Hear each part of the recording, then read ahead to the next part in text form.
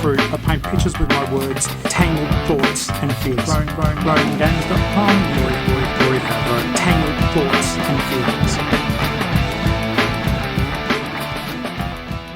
Hey guys, welcome to the Growing Gamers podcast. You're listening to Tory Favreau. Hello, how are you? I'm Tory. And it's from Geelong, Victoria, Australia. Well, I am, and the show, I guess, is by proxy, or the internet webs. Guys, you can find me on YouTube by just simply searching for The Growing Gamers. You can join the fun on the Growing Gamers podcast page on Facebook. You can email me at do I know my email? No one writes to me. I get bills there. thegrowinggamers@gmail.com is my email address. Salute the professionalism. Salute it, please.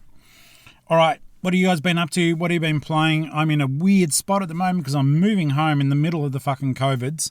But you got to move when you got to move. I'm moving into my own joint this Friday. So in a couple of days, a few days' time. So I've packed all my fucking games. I've left 4 of them out, I think. 4 games out. Yeah, I'm getting fucking comfortable. I just realised what I'm doing. I've got like 4 games out. I've got The Hunt. I've got Division 2. I've got Ghost Recon Wildlands.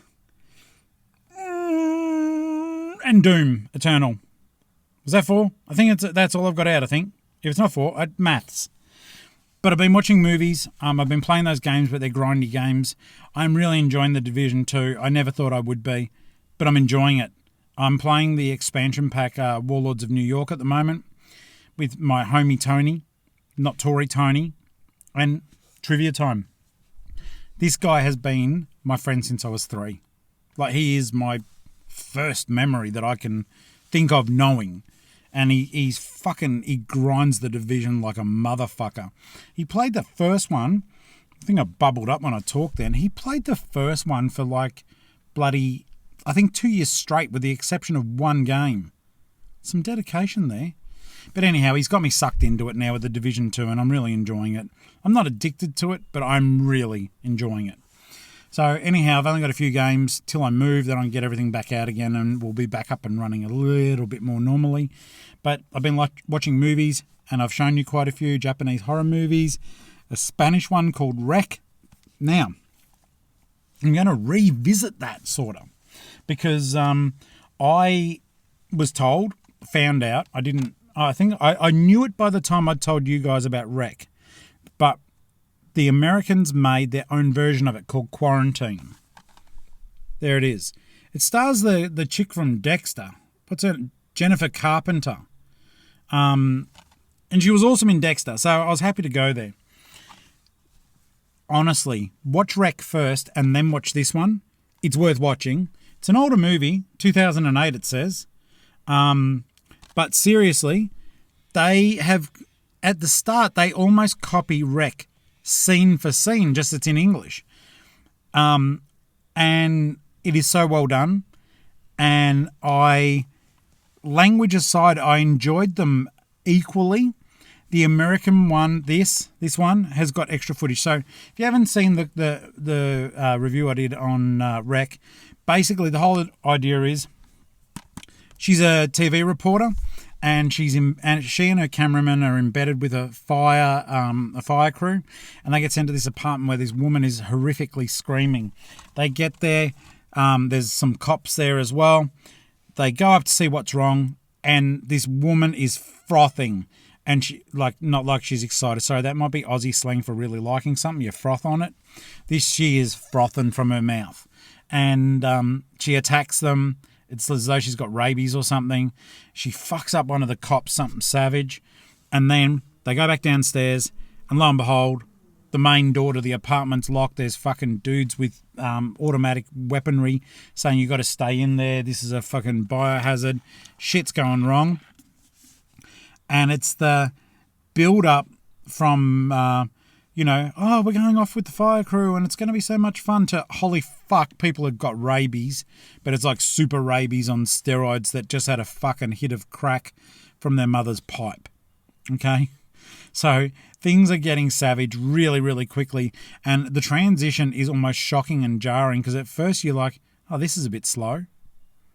And then it's a wild fire ride. She does such a good job in this movie. They all do, but just now having seen the Spanish one as well, and the Spanish actress does a fantastic job. But I don't know. I mean, I was so sold on her acting in this movie.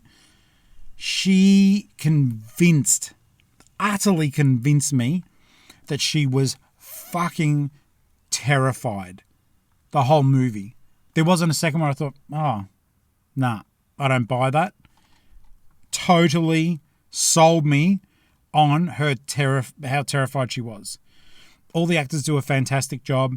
They all play their parts super well. But bloody hell, she's amazing. The way it's shot, it's done through the perspective of whoever's holding the camera, like the embedded cameraman.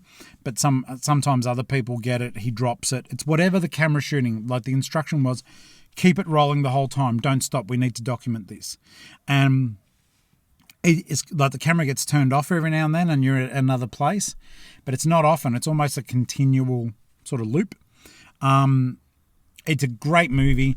It's an older movie. It isn't, it says on the back, scary as hell. It's not. But it is well done. There's some great jump scares. And the American stuff, the American version does have some extra footage in it that was not in the Spanish one. I don't know if it was ever in the Spanish one that like didn't actually like make it to the final cut of the movie. But yeah, I really enjoyed this. It's going to be cheap for you to buy or stream or however you get your movies at the moment. But yeah, basically on March 11, 2008, the US government sealed off an apartment complex in Los Angeles. The residents were never seen again. No details, no witnesses, no evidence until now. It's going to be a good time for you. A good shivery time. So, yep, get Quarantine. It's well worth it. I'll keep the movies coming to you, the ones I get to watch. And, yeah, once I get my new little HQ set up, we'll be back. There'll be different stuff to look at. I won't have to film outside in a car. Though I might because it's fun. And we can even do things like maybe have a look through my games collection if you're interested in that. I'm sure that some of you have got far better collections, but I would say for the average person, I've got a good collection, an interesting one. It is predominantly PS4. In fact, let's not lie, it's almost all PS4. But we can look through all that, have a look at some posters and shit that I've got that you might like to see, and it'll be a little bit more interactive. But I'll keep it coming strong. Please subscribe. Please like. I do this in audio version too, so if you're listening to the audio, thank you so very much. This movie, Quarantine, good movie. What was I going to say? I was going to say it grates on me. It's a great movie. Thoroughly enjoyable. A solid addition to your collection. All right, guys, take care of yourselves and each other. Be good. Stay away. Stay at home if you don't have to go out. And may the force be with you always.